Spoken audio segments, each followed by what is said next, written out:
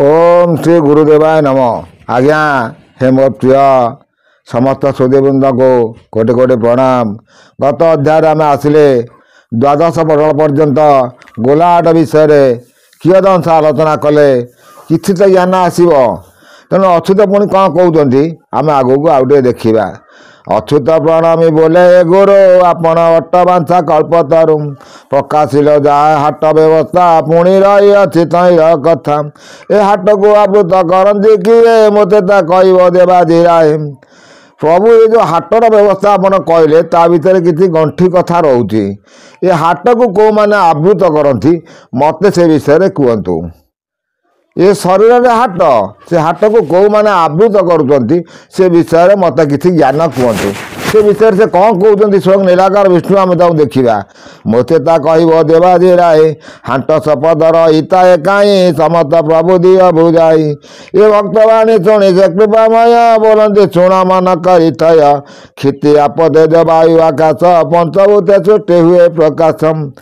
से कहते पंचभूत क्षिति पृथ्वी सृष्टि हुए प्रकाश कौन कौन आज्ञा गोटे क्षिति आप तेज वायु आकाश मिश्रिक हेले पंचभूत। एमाने हाट आवृत करते हिंसा अहंकार छंद प्रकृति लोभ कोप मिथ्या दंभ कपट हाटर संपद करते लुटम। देखो सी जो पांचटी भूत रही पंचभूत जो शरीर आम शरीर जो पंचभूत गढ़ाई से से माया छंद सबू ता भर से हाट को आवृत कर रखीदे। तेणु से हाटर कौन कहते ना एमाने हाट आवृत करती हिंसा अहंकार छंद प्रकृति लोभ कोप मिथ्या दंभ कपट हाटर संपद करती लुट। जो मिथ्यार आश्रय नेले लोभ कले कोप कले दंभ कले कपट कले से जो हाटर जो संपद को से लुटन कले सी हाट को जापरेनि से ठाकुर को दर्शन करें ना। ए श्री गुरु आज्ञा को कर कोठार शांति प्रेम को कर धनुचरम ए महारती पड़े पथि चमरे सचुनाथ जाई रख संसारे। सी कहले अच्युत को से कहते एमान को सब काटी पारू जदि ताले तू जाकि दर्श रखिपारू आ ब्रह्म दर्शन करू।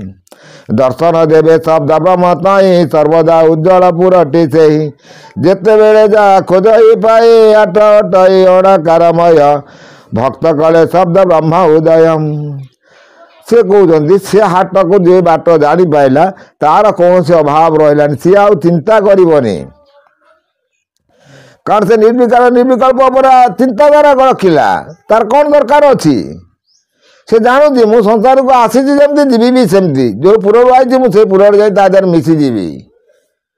जो मैंने लोभ कले कोप कले कपट कले माया कले जा कले जो दंभपण देखेले से सब मृत्यु को डरिले मरण टाक से डरिले रोग व्याधि मरले नानादि कष्ट से पाइले से कथा भी कहते ए हाट अटई अणाकारमय भक्त कले शब्द ब्रह्म भक्ति कले शब्द ब्रह्म उदय।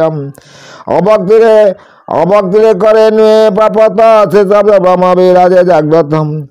भक्ति कले ताकू जदि आप भक्ति करेंगे एकाग्र चित्त सी आपन को दया कर अभक्ति कले से केवे आपन को दया कर ना।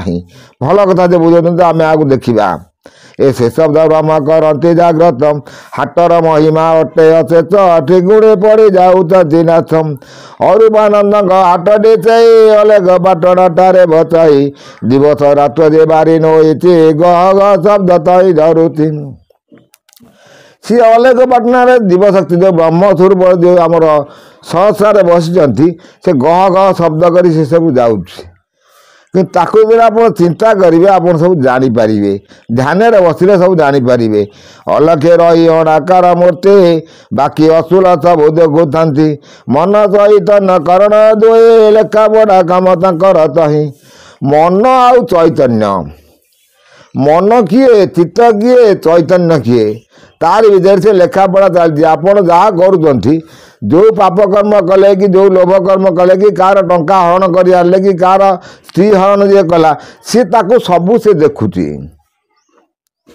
काया छाया स्वरूप काया छाया मन आउ चैतन्य काया रोज किए मन ଚୈତନ୍ୟ ରହୁଛି କେଉଁଠି ଛାୟାରେ।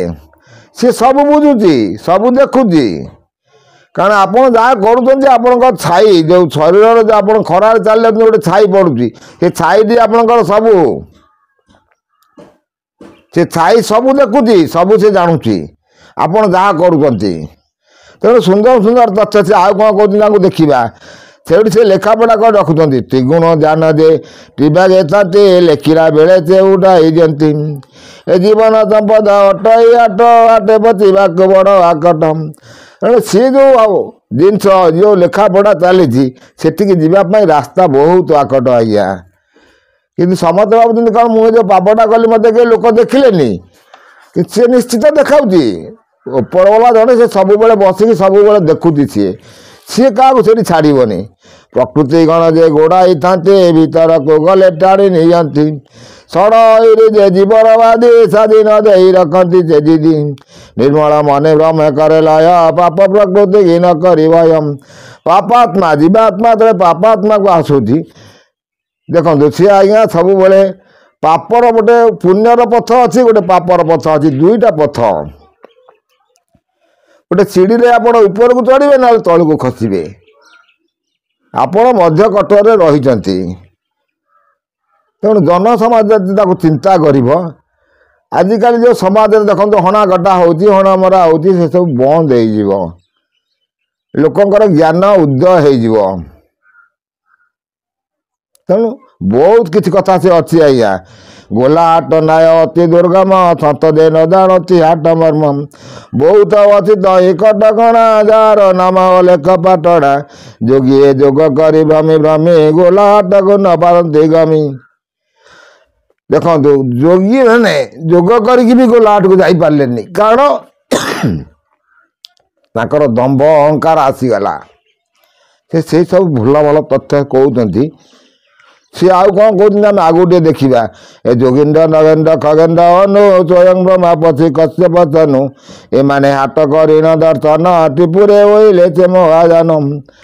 ଯୋଗୀନ୍ଦ୍ର ନଗେନ୍ଦ୍ର ଖଗେନ୍ଦ୍ର ହନୁ ସ୍ୱୟଂ ବ୍ରହ୍ମା ପୁଣି କଶ୍ୟପ ସନୁ। କଶ୍ୟପ ପୁଅ ସୂର୍ଯ୍ୟ।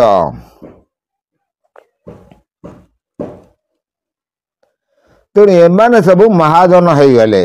ଏମାନେ ବ୍ରହ୍ମ ଦର୍ଶନ କରିପାରିଲେ, ଜାଣିପାରିଲେ। ଏ ହାଟର ଚରିତ ଏ ବ୍ରହ୍ମାଙ୍କ ଖେଳ ଶବ୍ଦ ବାରେ ହୁଏ ଓଇବ ମେଳ। ସେଉ ଦେଖାଇ ଅଲେଖ ପାଟଣା ମହାବ୍ରହ୍ମକୁ ହୁଅନ୍ତି ପ୍ରଣାମ। ଯେ ଯାହା ପଢ଼ାଇ ଶୁଣାଇ ନାନା ପାପ ସେ ନିସ୍ତାର ହୋଇ। ଏ ଯେଉଁ ଜିନିଷ ଯିଏ ପଢ଼ିବ ଆଉ ଯିଏ ଶୁଣିବ ସିଏ ବି ପାପରୁ ନିସ୍ତାର ହେବ ବୋଲି ସ୍ୱୟଂ ନିରାକାର ବିଷ୍ଣୁ ଅଚ୍ୟୁତଙ୍କୁ କହୁଛନ୍ତି। ତେଣୁ ମୁଁ ଆପଣମାନଙ୍କ ଆଗରେ ଏଇ ଯେଉଁ 2025 ମସିହା ଆସୁଛି, ବହୁତ ବିପଦର ସମୟ ଆସୁଛି। ତେଣୁ ଏଇ 46 ପଟଳ ଅଧ୍ୟାୟ ଅଧ୍ୟାୟ କରି ପଢ଼ୁଛି। ଆପଣମାନେ ଯଦି ଶୁଣିବେ ବହୁତ ପୁଣ୍ୟ ଅର୍ଜନ ହେବା ସହିତ କାନ ବି ବହୁତ ପବିତ୍ର ହେବ। ଏତକୁ ରହୁଛି ଆଜ୍ଞା। ପୁଣି ଆମେ 14 ପଟଳକୁ ଆଲୋଚନା କରିବା।